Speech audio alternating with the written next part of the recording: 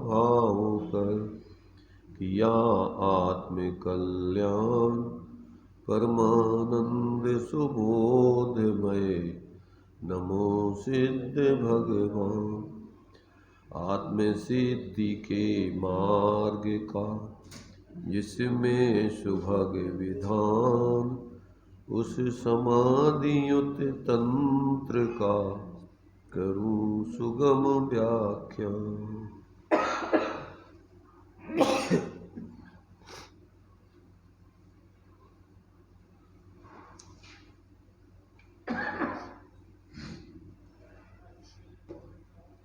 चर्चा अपनी 21 नंबर के छंद के माध्यम से चल रही है। इसमें आचार्य देव ने जो अज्ञान दशा में भ्रांति हो जाने पर, जैसे पेड़ की ठूंठ में मनुष्य की भ्रांति कल्पना हो जाने से जीव उससे अनेक प्रकार की मिथ्या कल्पनाएं करता है, उससे हिताहित आदि के बारे में बहुत कुछ विचार करता है। उसी प्रकार से जब ये जीव भेद विज्ञान को प्राप्त नहीं होता है, आत्मा और शरीर आदि के भेद को नहीं जानता है, तो उस अज्ञान दशा में वो कैसी कैसी चेष्टाएं करता रहा है, उस संबंधी अंतरात्मा का अपने स्वयं का विचार चल रहा है, मूल्यांकन कर रहा है। अंतरात्म दशा की ये स्थिति है और हमारी बहिरात्म दशा में हम क्या क्या सोचते रहे, कैसी मूर्खता करते रहे, उस संबंधी यहाँ तुलनात्मक रूप से विचार चल रहा है। तो इसका जो है इस श्लोक में जो कुछ पॉइंट बना करके एक एक पॉइंट के आधार से खुलासा उसका चल रहा है, दृष्टांत आदि देकर उसके माध्यम से अपन यहाँ विचार करते हैं। सबसे पहला पॉइंट है भ्रम चेष्टा। यहाँ एक दृष्टांत पूर्वक भ्रम की बात बता रहे हैं। जैसे प्रातः काल ब्रह्म मुहूर्त में कोई टहलने जा रहा हो, बहुत दूर निकल गया और ऐसी सड़क पर निकल गया जिस पर वह कभी न गया था।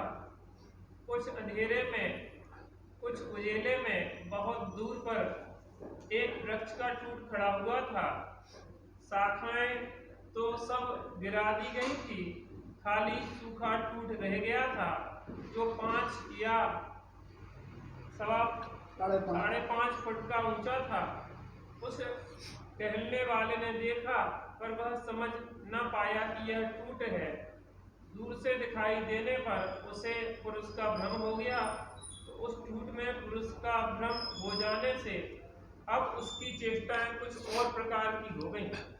यह कौन भयानक खड़ा है, कहीं डाकू तो नहीं है, कहीं और कोई धोखे वाला तो नहीं है। उसे कुछ भय सा गया, कुछ जिज्ञासा सी हो गई, बात क्या है, इसने इतने समय यहाँ यह क्यों खड़ा हुआ है। तो जैसे टूट में पुरुष का भ्रम हो जाने से कुछ अन्य प्रकार की चेष्टाएं हो जाती हैं, इसी प्रकार इस देहादि में आत्मा का भ्रम हो जाने से पहले मेरी ही ऐसी विचित्र चेष्टाएं हुई थी। उसमें हिताहित संबंधी विचार करता है कि अब इससे ऐसा करूँगा, ऐसा करूँगा, ऐसा करूँगा, ऐसा नहीं हो जाए, ऐसा नहीं हो जाए। तो उसमें अनेक प्रकार के विकल्प, मिथ्या विकल्प उस संबंधी चलते रहते हैं। तो ये जो है अनेक प्रकार की भ्रमणाएं चलती रहती हैं। मिथ्यात्व संबंधी 24 घंटे, अब उससे संबंधित सारे रिश्ते नाते हैं, फिर माता पिता परिवार कुटुंब ये वो सब पूरे के पूरे रात दिन उसी की कल्पना में जीता रहता है। तो ऐसा जो है कि ये देखो, मैंने हमारे जीवन में जब हम अज्ञान दशा में थे तो ऐसा सोचते रहे, ऐसे ही अज्ञानता में लोग सोच रहे सब, तो अब ऐसा उसके अंदर विचार चल रहा है। अब आगे दिया है भावमूलक व्यवहार। अब उसका जो है इस प्रकार से जब भ्रम हो जाता है तो भ्रम मूलक व्यवहार, जब भ्रम की ऐसी स्थिति होती है तो कैसा व्यवहार करता है वो, अब उसका थोड़ा और खुलासा करते हैं। कहाँ तो यह ज्ञानानंद स्वभाव स्थिर अचल ब्रह्म स्वरूप है और कहाँ इतनी चेष्टाएं करनी पड़ रही है। किसी को मित्र माना, किसी को रिश्तेदार समझा, ऐसा जैसा जिसका व्यवहार है उस प्रकार का व्यवहार करना, यह देहादिक में आत्मा का भ्रम होने से ही तो हो रहा है। किसी के पैर छू रहे हैं, किसी को आशीर्वाद दे रहे हैं, किसी से घुल मिलकर बातें कर रहे हैं, किसी से कैसा ही व्यवहार है। यह क्या व्यवहार है? यह एक ऐसा भी व्यवहार है कि समधिन और समधी समधी को देखकर अलग छिप जाती है। समधी को देख करके बहुत मुंह छुपा लेती है उसको। पर्दे बहुत होते थे ना, समधी के सामने आती नहीं। अब वो कैसी आत्मा देखो कैसे नाटक कर रही है, क्या समधी आ गए तो अब अपने घूंघट डाल के और छुप रहे हैं। ये भगवान स्वरूप कह रहे आत्मा है और इसकी का दशा हो रही भ्रम में, देखो आप। यह एक ऐसा भी व्यवहार है कि समधिन समधी को देखकर अलग छिप जाती है। आंखों एक दूसरे को कोई देख नहीं सकती, आंखों से ऐसी ऐसी ऐसी लगा के देखते, एक दूसरे को आंखों से देख नहीं सकते। या और तरह के विचित्र व्यवहार चलते हैं। वे क्या आत्मा के दर्शी के व्यवहार है? मैंने ये आत्मदर्शी के ऐसे व्यवहार हो सका कि जब ये सब चेतन स्वरूप आत्मा अपने को ज्ञानानंद देखे तो अब किससे ऐसा नाटक करे वो? अथवा आत्म तत्व के नाते के व्यवहार चलते हैं कि देह में आत्मा का भ्रम हो जाने से सारे व्यवहार। मैंने सब अपन प्रत्यक्ष देख रहे हैं, सारा का सारा नाटक। जैसे नाटक में नकली जीवन होता है, ऐसा मिथ्या दृष्टि का पूरा नकलची वाला नकली जीवन है, और वो तो असली मान रहा है, वो उसके लिए नकली नहीं मान रहा है। नाटक में तो चूंकि वो जानता है दोनों रूप, परंतु ये तो पूरा का पूरा नाटकीय जीवन ही अपना असली जीवन समझ के और रात दिन विकल्पों में लगा हुआ है, परेशान है पूरा का पूरा। जैसे नाटक वाला दूसरों को दिखाने के लिए करता है पूरा, ऐसे मिथ्या दृष्टि का सारा जीवन परावलंबी, अपने लिए तो कोई है ही नहीं उसका अपना, तो क्योंकि स्वरूप जानते नहीं है वो। ऐसी दशा जीव की हो रही है। अब ज्ञानी और अज्ञानी के आशय में अंतर कैसे पड़ता है? मैंने ये तो अज्ञानता में भ्रम मूलक व्यवहार की बात बता दी। भैया एक चेष्टा नहीं, संसारी पुरुष के मन वचन काय की जितनी चेष्टाएं हो रही हैं, उन सब में देह में आत्मा के भ्रम का भूल पड़ा है। हालांकि लोक व्यवहार में वह कर्तव्य की बात मानी जाती है, जैसे देश की रक्षा करना, समाज की रक्षा करना, कुटुंब की रक्षा करना कर्तव्य माना जाता है। मैंने अब अपन ये देखो, कौन देश अपना, कैसा कर्तव्य उसमें तुम्हारा, वे भी सब जीव है, तुम भी जीव हो। अब मारवे हो एक दूसरे की, हमारी बाउंड्री पर अगर तुमने अपने रकील बना ली, अखंड आकाश अखंड पृथ्वी में अपन ने टुकड़े टुकड़े कर दिए। एक ही मकान में से अपन 5 भाई हैं तो दीवारें खींच ली, अब एक दूसरे के उसमें जा नहीं सकते आप। क्या है ये सब? सारे जीव एक स्वरूप वाले हैं, कौन किसका देश, कौन किसकी रक्षा करे, क्या रक्षा करे, पता ही नहीं कुछ भी। और रात दिन देखो तो हथियारों में करोड़ों अरबों खरबों रुपया बर्बाद हो रहे, और सारे हिंसा के रोज लाखों लोग आदमी मारे जा रहे हैं। अब बताइए आप क्या है ये सब व्यवहार मूर्ता, ये सब देह में आत्मबुद्धि, ये सब मोह बुद्धि, मिथ्या बुद्धि, ये सारा का सारा जितना उठा पटक का कार्यक्रम है सब मिथ्या की दिशा में चलता है, सारे पाप। अब काय के लिए परिग्रह इकट्ठा कर करके हम रखा रहे। अब अपन को तो ये पर्याय में आ गए, तो परिग्रह की व्यवस्था है, दीप पर्याय में जाओ, भोग भूमि में जाओ, वो तो कब परिग्रह रखा होंगे, त्रियंज गति है तो कब ऐसा आपका हिसाब है? तो अब इतने अपन कब्जा करवे के चक्कर में, अब इतने भी अगर मान लो कि तनकई से आदमी हो गए, अब कर लो कहाँ कब्जा कर रहे हो, क्या कर रहे हो तुम। अगर कोई नहीं हो गए और ये बात तुम्हें पूरी भोपाल तो सौंप दी जाएगी, करो क्या कर रहे तुम कहाँ। गैस कांड में पूरा भोपाल खाली हो गया था, घरों में ताले लगे थे, ताले खुले पड़े थे, खुले भी पड़े थे, लगे थे। अब बताइए आप, और ऐसे ही अभी मरी चल ही रही है मौत। तो देखो काल संग ने मेरे के चेतन को तो रहने क्या देना है की को रहने। तो ये जब तक जीव का ऐसा मिथ्या अभिप्राय चलता है, इस शरीर में देहात बुद्धि रहती है, संयोगों में सुख बुद्धि है, तब तक ये पागलपन के अलावा इसका सोच 24 घंटे एक खावे हो के तो चाले, 1 सेकंड को कम नहीं है उसका। तो इतनी सी व्यवस्था शरीर की दृष्टि से, वैसे तो आत्मा के लाने वो भी जरूरत नहीं है।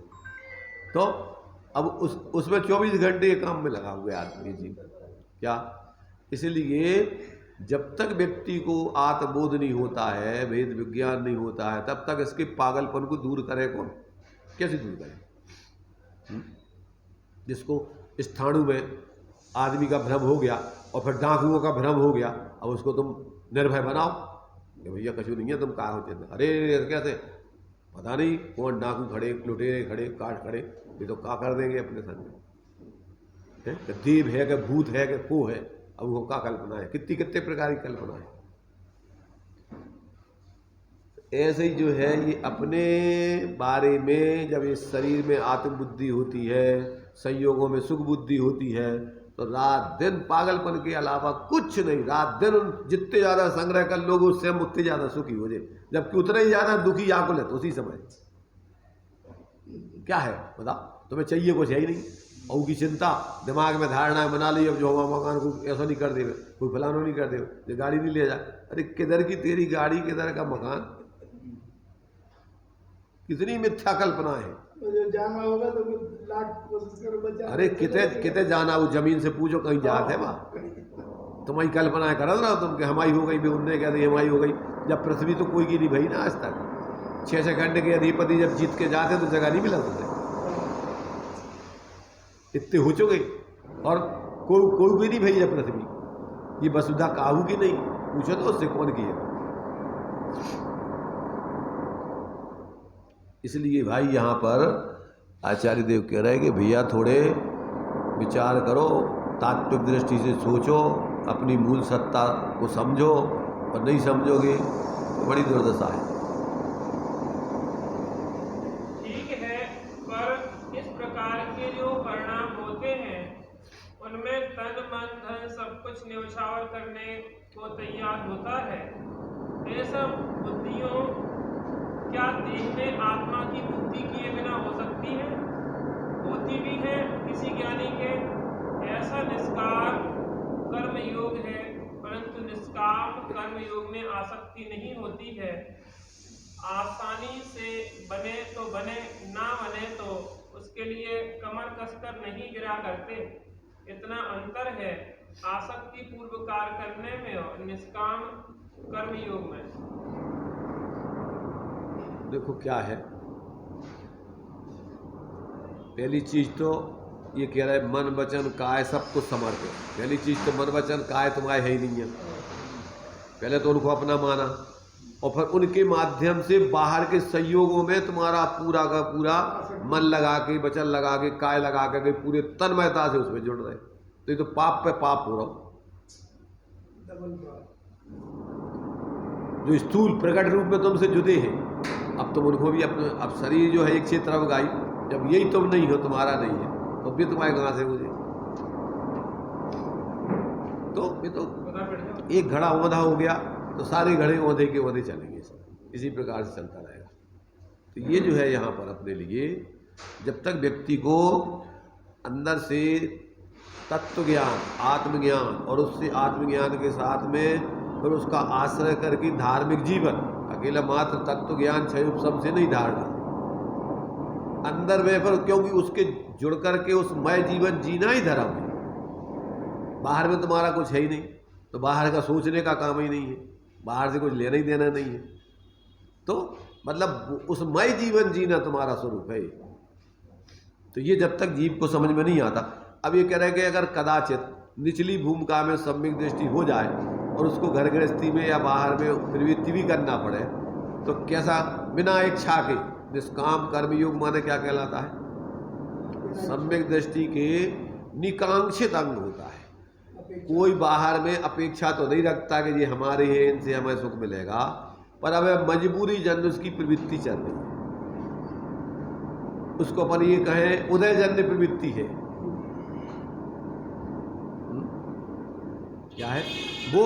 अपनी तरफ से अब कुछ करना नहीं चाहता है, अब पूर्वकृत कर्म का उदय है, उस उदय में उसको प्रवृत्ति करना पड़ रही है।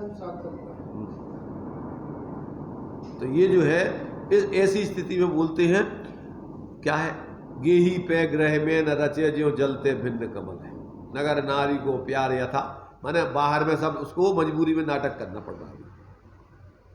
अब इसी को निष्काम कर्म योग कह रहे हैं, बिना अपेक्षा के प्रवृत्ति करना। अनंत भगवान है तीर्थंकर देव, तो उनकी भी प्रवृत्ति तो होती है, क्योंकि तीर्थंकर प्रकृति का बंध है, अभी उनका चलेंगे, बोलेंगे मतलब बोलना होगा, चलना पर वे तो अपनी तरफ से कुछ नहीं करेंगे। उदयजन्य प्रवृत्ति है उनकी, कर्म के उदयजन्य प्रवृत्ति है, अपनी तरफ से सोच के कुछ नहीं कर रहे हो। ऐसे ही सम्यक दृष्टि अभिप्राय पूर्वक किसी पर पदार्थ में एकत्व मत करके कोई प्रवृत्ति नहीं करता। ज्ञातृत्व बुद्धि से अब जो प्रवृत्ति हो रही है उसको जानते हुए और उसमें अनासक्त रूप से भेद विज्ञान करके जी रहा है। तो ये जो है यहाँ पर जब भेद विज्ञान हो जाता है, अंतरात्म दशा हो जाती है, तो उसकी फिर क्या दशा होती है ये उसका थोड़ा दिग्दर्शन आचार्य देव यहाँ करा रहे हैं। तो अब जो है अनासक्ति का एक दृष्टांत दे रहे हैं, उदाहरण दे रहे हैं कि अनासक्ति वाला व्यक्ति कैसे जीता है। अब उसके लिए थोड़ा एक दृष्टांत देके खुलासा करें। अनासक्ति का एक उदाहरण, एक कथानक है कि नगर का राजा गुजर गया तो मंत्रियों ने सलाह की कि राजवंश में तो कोई उत्तराधिकारी है नहीं, किसे राजा चुना जाए। सलाह में निश्चित हुआ कि 5 बजे सुबह इस महल का अग्रिम फाटक खोला जाए, जो फाटक के पास मिले उसको ही राजा बनाया जाए। पुस्तक खोला फाटक तो एक सन्यासी लंगोट पहने हुए मिला। उसके हाथ पकड़कर मंत्रियों ने कहा कि चलो तुम्हें राजा बनाएंगे। साधु बोला नहीं, हम यह आफत नहीं लेना चाहते। बड़ा आग्रह किया तो इस शर्त पर वह राजा बनने को तैयार हो गया कि हमसे राजकाज की कोई चर्चा ना करना, हम बैठे भर रहेंगे। अच्छा महाराज,